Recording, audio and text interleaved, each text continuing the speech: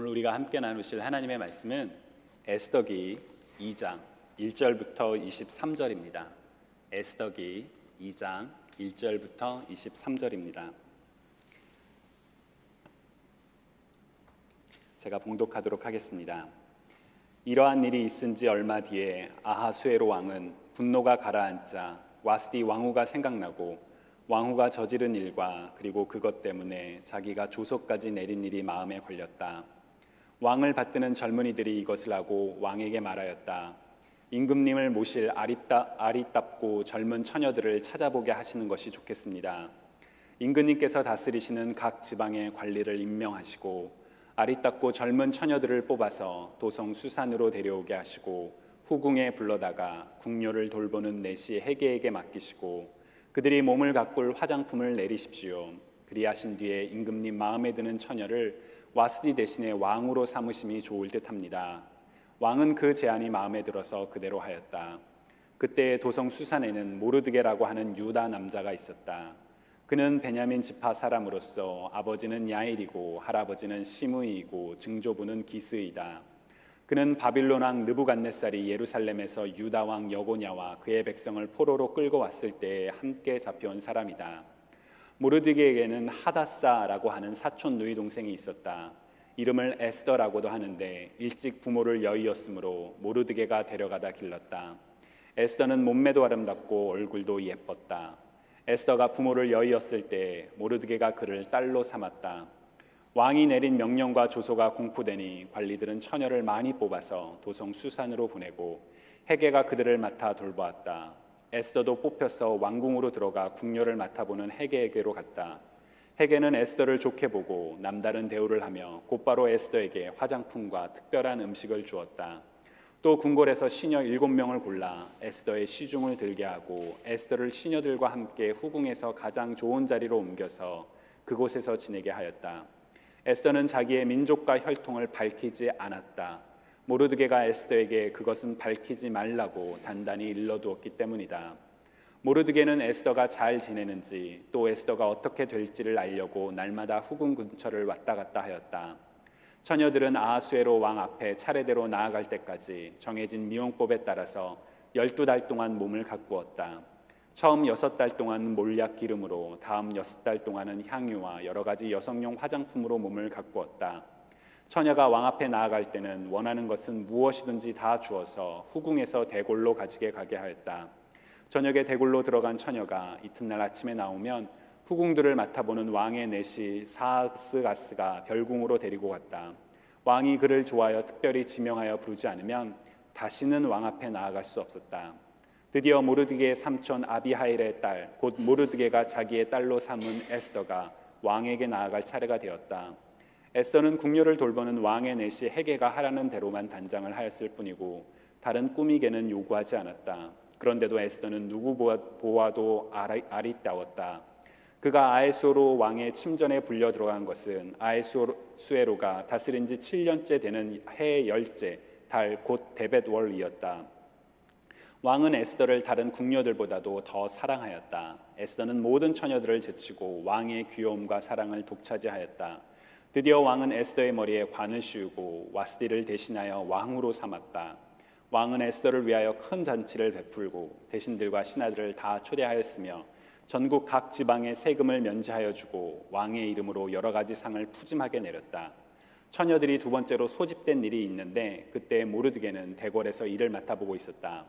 에스더는 자기의 혈통과 민족에 관해서는 모르드게가 시킨 대로 입을 다물었다. 에스더는 모르드게의 스라에 있을 때에도 모르드게가 하는 말을 늘 그대로 지켰다. 모르드게가 대궐문에서 근무하고 있을 때에 문을 지키는 왕의 두 내시 빅단과 데레스가 원한을 품고 아하수에로 왕을 죽이려는 음모를 꾸몄다. 그 음모를 알게 된 모르드게는 에스더 왕후에게 이 사실을 알리고 또 에스더는 그것을 모르드게가 일러주었다고 하면서 왕에게 말하였다. 사실을 조사하여 보고 음모가 밝혀지니 두 사람을 나무에 매달아 죽였다. 이런 사실은 왕이 보는 앞에서 궁중실록에 기록되었다. 주님의 말씀입니다. 아멘. 제가 지난 5월에 목사님과 함께 멕시코를 방문하였을 때 목사님께서 그곳에 정착했던 한인 이민자들의 삶에 대해서 그리고 그 흔적에 대해서 말씀을 해주셨습니다. 저에게 멕시코라는 땅은 제가 처음 방문했던 낯선 땅이었고, 또 저는 그곳에서 이민자로 힘들게 생활하셨던 한국인 이민자들에 대해서 사실 아는 바가 하나도 없었음에도 불구하고 이곳에서 한인 이민자들이 얼마나 힘들게 살아왔었는지, 그리고 그들의 삶이 얼마나 고되고 힘들었는지에 대해서 들었을 때 가슴 한켠에서 무거움이 느껴졌습니다. 이름도 얼굴도 알지 못하지만 이민자로서 그들이 겪었을 아픔이, 그리고 남아있는 그들의 삶의 흔적과 이야기가 제 마음 구석에 깊이 자리 잡는 것만 같았습니다. 고향이 아닌 타향에서 살아가는 이민자들의 이야기는 이처럼 늘 쓰라림과 슬픔의 이야기가 담겨 있는 것 같습니다. 이민자로서 살아오신 여러분들의 삶에도 그런 슬픔과 또 웃지 못할 기억이 있지 않을까 짐작해 봅니다. 나는 분명 빵을 주문했는데 커피가 나왔던 그런 황당한 이야기라든지, 아니면 피부색이 다르다고 또는 말이 잘 통하지 않는다고 해서 무시당하고 차별당했던 기억, 아마도 한 번쯤은 가지고 계시리라고 짐작을 해봅니다. 그리고 그 고통 속에서 함께 하셨던 하나님에 대한 기억도 말이지요. 오늘 우리가 읽은 에스더기는 그런 이민자들의 이야기입니다. 나라가 멸망하여 포로로 끌려갔던 이스라엘 민족 중에는 일부는 조상들의 땅에 돌아올 수 있었지만 돌아가지 못하고 남아있던, 그래서 여전히 이민자들 속에서 살아가던 이민자들의 이야기가 바로 에스더기입니다. 에스더라는 이름은 별을 뜻하는 페르시아어에서 유래했다고 합니다. 학자들은 이 단어의 어원을 아카드의 여신이었던 이슈타르, 보통 우리 한국어 성경에서는 아세라 혹은 아스타롯으로 번역되는 그 단어에서 왔다고 이야기합니다. 별을 뜻하는 아름다운 이름이지만 이스라엘 민족의 관점에서는 에스더라는 외국인의 이름보다는 히브리어 이름, 오늘 본문 7절에 기록된 것처럼 하다사라는 이름이 더 주목받을 만한데, 성경책 제목도 에스더기, 에스더의 이야기입니다.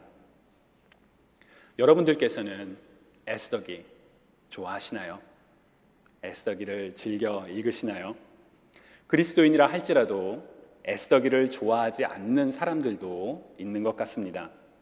종교개혁자였던 마틴 루터는 이 에스더기가 성경 속에 없었으면 좋았을 것이다 라고 말했다라고 합니다. 또한 또 다른 종교개혁자였던 존 칼뱅도 에스더에 관하여 설교를 한 적이 없다라고 합니다. 왜냐하면 10장으로 구성된 이 에스더기에는 단 한 번도 하나님이라는 하나님의 이름이, 하나님을 뜻하는 그 단어가 드러나지 않기 때문이라고 합니다.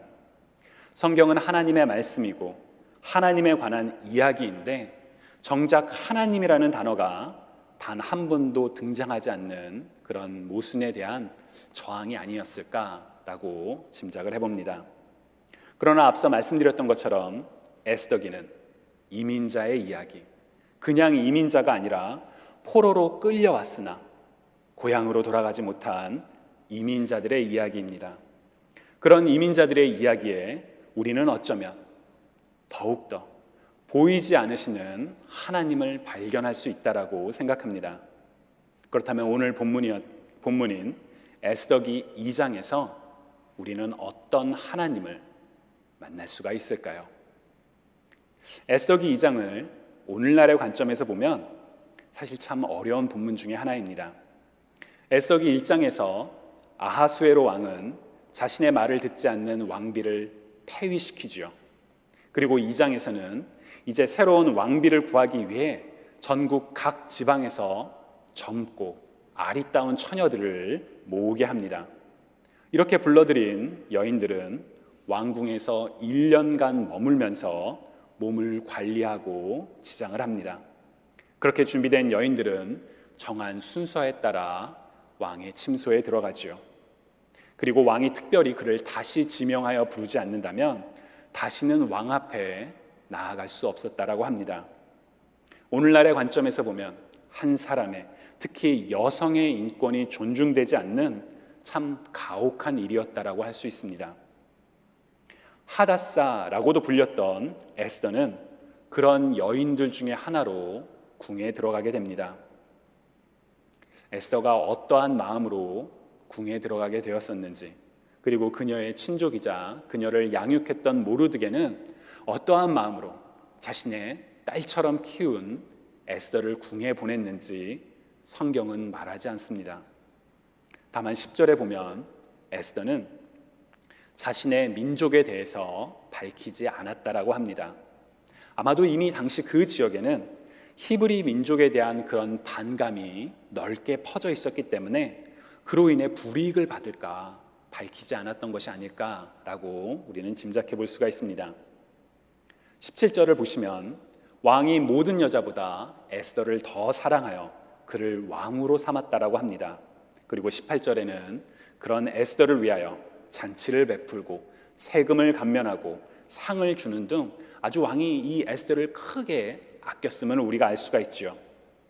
이민자로서 자신의 신분조차 밝히지 못한 채 왕궁에 들어갔지만 왕비가 된 에스더, 그녀는 이후 행복한 삶을 살았을까요? 이어지는 19절을 보시면 왕은 다시 처녀들을 모집합니다. 다시 한번 여인들을 불러 모으는 것이죠. 그리고 나중에 읽게 될 에스더기 4장을 보면 에스더는 왕비였지만 왕의 부름을 받지 못해 왕에게 나아가지 못한 지가 30일이나 되었다라고 이야기합니다. 왕비가 되어서 한때 왕의 사랑을 받았지만 여전히 그녀의 삶에는 어려움과 고통이 있었다라는 것을 우리가 짐작해 볼 수가 있습니다. 한 곱이 넘었다라고 생각했는데 새롭게 다가온 삶의 벽 앞에 근심하고 또 좌절하게 되는 그런 흔한 이야기, 어쩌면 바로 우리들의 이야기가 바로 이 에스더의 이야기가 아닐까라는 생각이 들기도 합니다. 자, 그렇다면 오늘 본문에서 우리는 어떤 하나님을 발견할 수 있을까요? 하나님이라는 단어가 단 한 번도 등장하지 않고 심지어 이야기도 오늘날의 관점에서는 받아들이기는 쉽지 않고 왕비가 되어서 인생의 터닝 포인트를 맞이하는 것 같지만 여전히 자신의 뜻이 아니라 다른 사람의 뜻에 의해 좌지우지 되는 것 같은 그런 이야기 속에서 우리는 어떤 하나님을 만날 수가 있을까요? 사실 참 어렵습니다. 그런 점에서 오늘 본문은 나누기에 참 쉽지 않은 그런 본문이라고 생각합니다. 선택의 여지가 있었더라면 존 칼뱅처럼 에스더기를 설교하지 않거나 꼭 해야 한다면 이 2장이 아니라 4장, 그 중에서도 14절, 내가 왕후의 자리를 얻은 것이 이때를 위함이 아닌지 누가 알겠느냐라는 그런 유명한 구절을 바탕으로 설교를 하고 싶었습니다. 그런데 본문이 2장입니다. 그래서 제가 이번 주에 진지하게 목사님께 목사님, 다른 본문으로 설교하면 안 될까요? 라고 이 질문을 할까 말까 참 많이 고민을 했었습니다. 그렇게 고민하고 있다가 이번 주 우리 ES 설교 본문이 사무엘상 17장, 곧 다윗과 골리앗이 싸우는 이야기인데요. 그 본문을 묵상하며 설교를 준비하다가 오늘 본문 에스더기 2장과 그리고 사무엘상 17장이 서로 겹치는 부분이 있음을 발견하게 되었습니다. 바로 보이지 않는 그런 상황 속에서 일하시는 하나님의 이야기입니다. 사무엘상 17장 이야기를 잠깐 하면 여러분, 다윗이 골리앗과 어떻게 싸우게 되었는지 혹시 기억하시나요? 다윗이 골리앗과 싸우기 위해서 전장으로 나아갔었나요? 그렇지 않죠. 이새의 아들 8명 중에 나이 많은 3명만이 당시 전장에 나아갔습니다. 다윗은 그 중에서도 막내였기 때문에 전쟁과는 아주 거리가 먼 삶이었죠. 그러나 아버지의 심부름으로 형들에게 먹을 것을 전해주기 위해 그 전쟁이 일어나고 있는 장소로 가게 되었고, 그곳에서 골리앗이 하나님의 군대를 모욕하는 이야기를 듣게 됩니다. 하나님의 군대를 모욕한다라는 것은 곧 하나님을 모욕하는 것이었고, 다윗은 이것을 참지 못하여 이른바 거룩한 분노를 가지고 자신이 골리앗과 싸우겠다라고 말을 했습니다.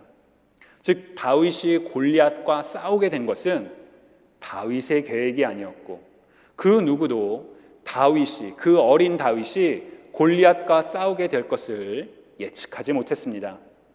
다윗은 그냥 우연히 아버지의 심부름으로 그 전쟁의 장소에 갔던 것 뿐이었습니다.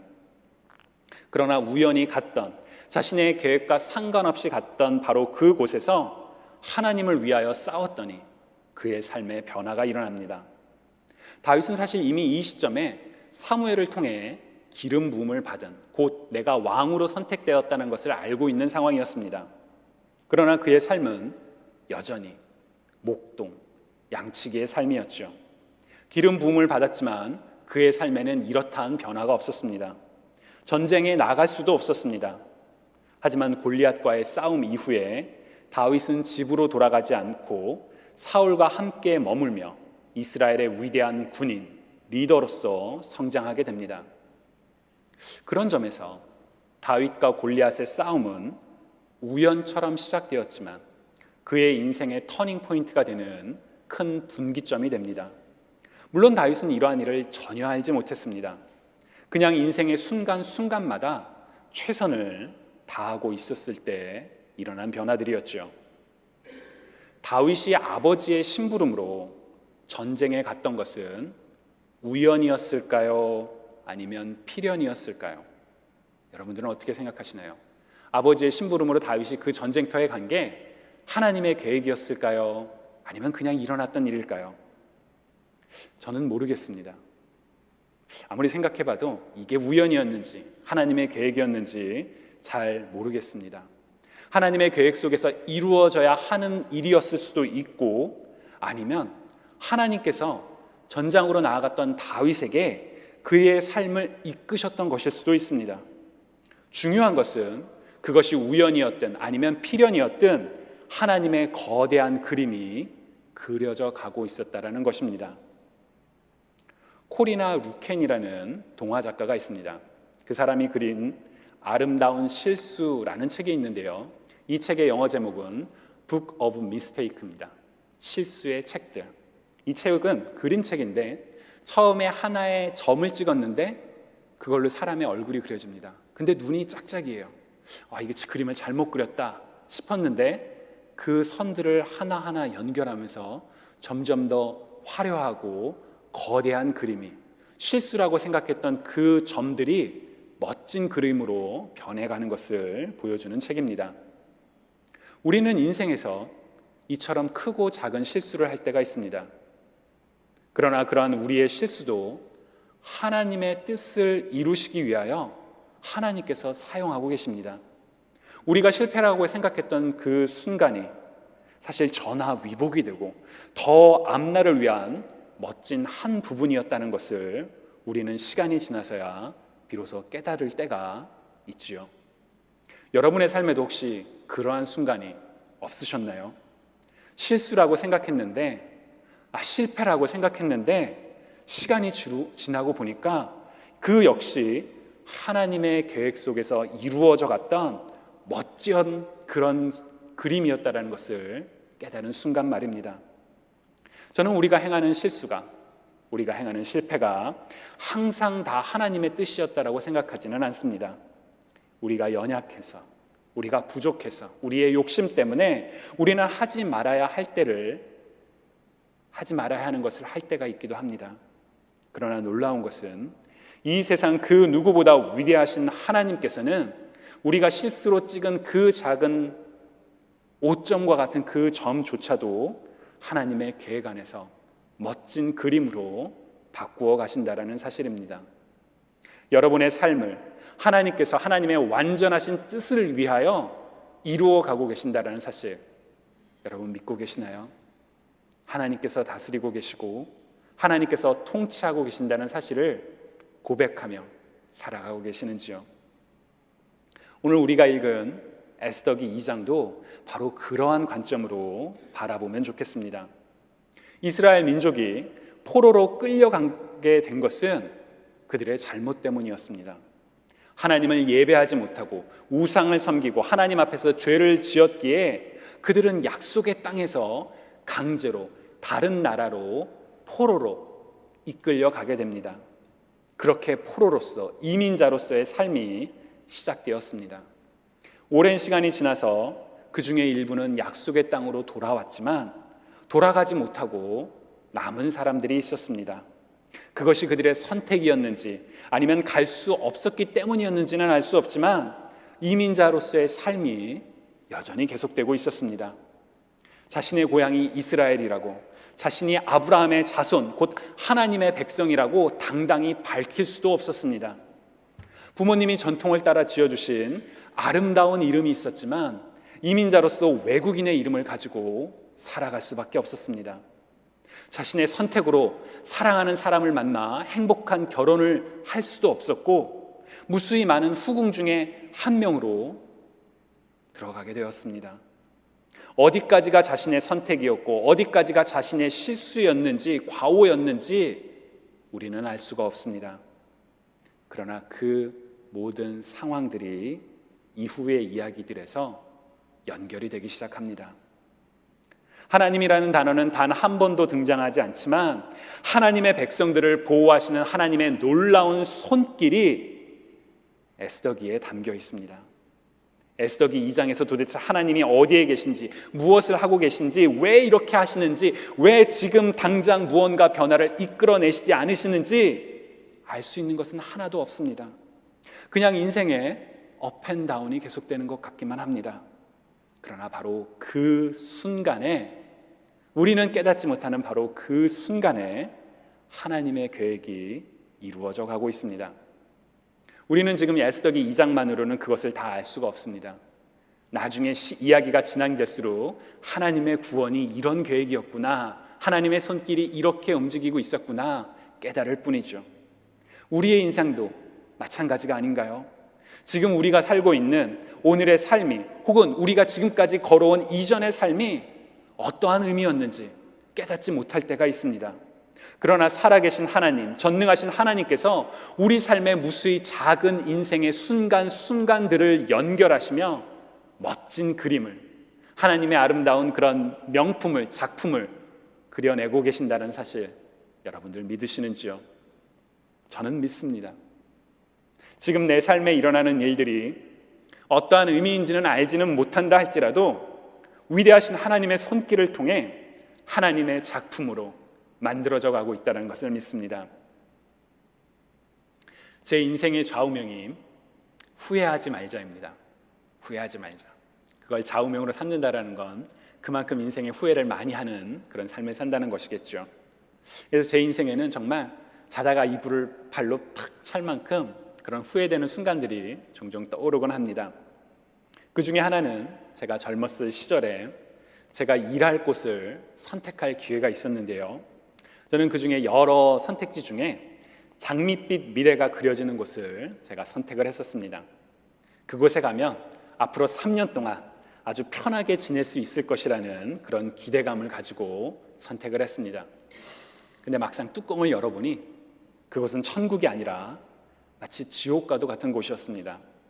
일이 너무나 많고 고되고 힘들어서 왜 사람들이 극단적인 선택을 하는지 이해가 갔던 그런 시기가 있었습니다.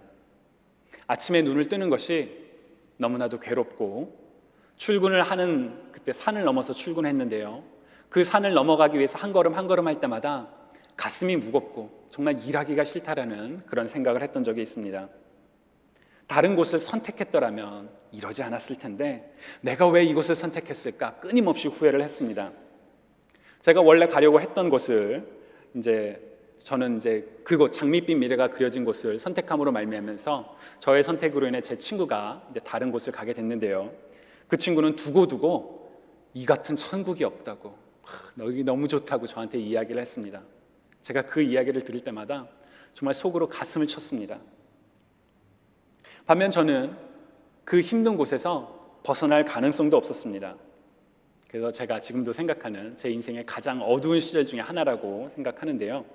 그런데 그렇게 몇 개월이 지났을 때 갑자기 제 보직이 변경이 되었습니다.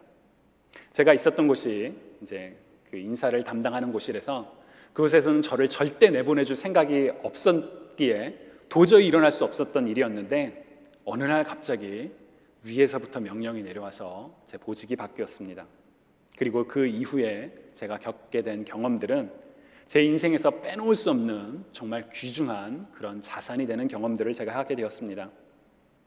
저는 지금도 가끔 그런 질문을 합니다. 내가 그곳으로 가게 선택했던 것이 하나님의 뜻이었을까? 그곳에 갔으니까 그런 그 이후의 경험들을 했을 텐데 라며 질문을 해봅니다. 제가 내렸던 답은, 그 선택은 나의 실수였지만, 눈앞에 보이는 그런 장밋빛과 같은 미래를 생각해서 선택했던 나의 실수였지만, 하나님께서는 나의 실수조차도 하나님의 멋진 그림으로 바꾸셨다. 내가 실수로 고통받고 괴로워할 때 나는 도저히 벗어날 수 없다라고 생각했던 바로 그때에 이미 하나님께서는 나를 위한 계획을 차근차근 마치 밑그림처럼 눈에 보이지 않는 것처럼 진행해 나가셨고, 그리고 그 몇 달의 시간이 지나서야 나는 비로소 그 구원을 경험하게 되었다라고 저는 생각합니다. 오늘 본문의 에스더도 자신의 인생에 어떠한 일이 일어나게 될지를 전혀 알지 못했을 것입니다. 이제는 왕비가 되었다라고 기뻐하고, 그렇게 되었을 때 다시 왕이 다른 여인들을 불러 모으고 자신이 왕 앞에 나아갈 수 없게 된다라는 그런 어려움이 찾아올 것을 알지 못했을 것입니다. 그러나 그 모든 상황 속에서 하나님의 계획은 변함없이 계획대로 진행되고 있었습니다. 우리는 실수를 한다 할지라도 우리의 실수보다 더 위대하신 하나님의 뜻이 이루어지고 있다는 사실, 여러분 믿으시는지요? 주님을 사랑하시는 여러분, 여러분의 삶 속에, 여러분의 가정 속에, 우리들의 공동체 속에 하나님의 뜻이 이루어져 가고 있음을 믿으시는지요? 오직 하나님의 뜻만이 완전히 서게 될 것을 기대하며 하나님의 시선으로 바라볼 수 있기를, 하나님의 때를 기다리실 수 있기를 주님의 이름으로 축원합니다. 특별히 어려운 시험 중에 계신 분들이 계신다면 고린도전서 10장 13절, 신실하신 하나님께서는 우리가 감당할 수 있는 능력 이상으로 시험 당하는 것을 허락하지 않으신다는 말씀을 기억하시기 바랍니다. 또 시련 중에 그 길을 벗어날 길을 마련해 주셔서 시련을 견딜 수 있게 해주신다는 말씀도 기억하시기 바랍니다. 우리가 그렇게 기억할 때, 우리가 그렇게 기다릴 때 우리는 알 수 없는 하나님의 계획이 차근차근 진행되어 하나님의 때에 하나님의 멋진 그림이 완성되어 갈 것입니다. 신실하신 하나님을 기대하시며 하나님께 찬양과 감사를 올려드리시는 저와 여러분 모두가 되시기를 주님의 이름으로 축복합니다.